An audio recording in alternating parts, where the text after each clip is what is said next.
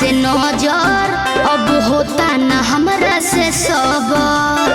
अरे का करी जब से लड़ल बा तोहरा से नजर, अब होता न हमरा से सबर। पहले नजर में बसल बाड़ा, मोरा दिलवा में धसल बाड़ा, कैसे मनवा मानी हो। तो हमहू चाहतानी बाकी मजबूर बानी हो। ए जान चिंता जानी कर, नहीं दूर बानी हो। तो हमहू चाहतानी बाकी मजबूर बानी हो। ए जान चिंता जानी कर, नहीं दूर बानी हो। खाली यही ना बोले लो। Music by Arya Sharma.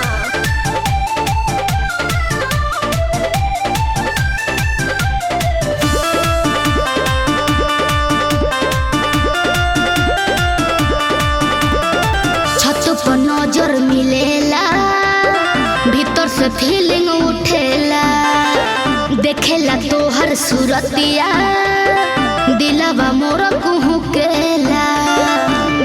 काहे नहीं का बुझल ए हो। छत पर नजर मिलेला, भीतर से फीलिंग उठेला, देखेला तोहर सूरतिया, दिलवा मोर कुहुकेला।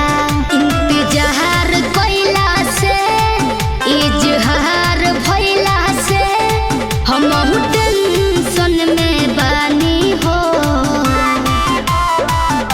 तो हमहू चाहतानी बाकी मजबूर बानी हो।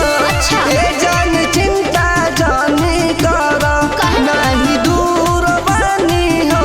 तो हमहू चाहतानी बाकी मजबूर बानी हो। ए जान चिंता जानी कर, नहीं दूर बानी हो। तो का लगे बड़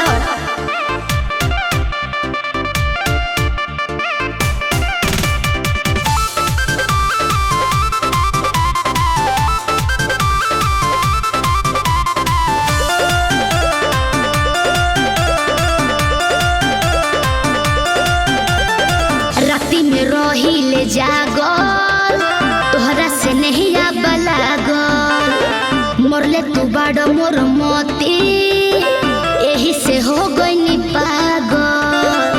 बुझल ए हो। राती में रही ले जागल, तोहरा से नहीं आब लागल, मोरले तू बड़ मोर मोती, यही से हो गई पागल।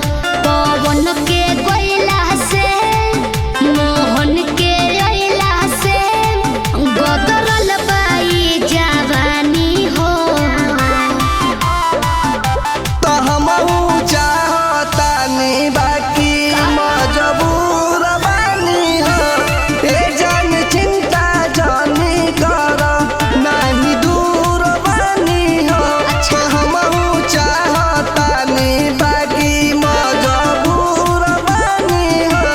ए जान चिंता जानी कर, नहीं दूर बानी हो।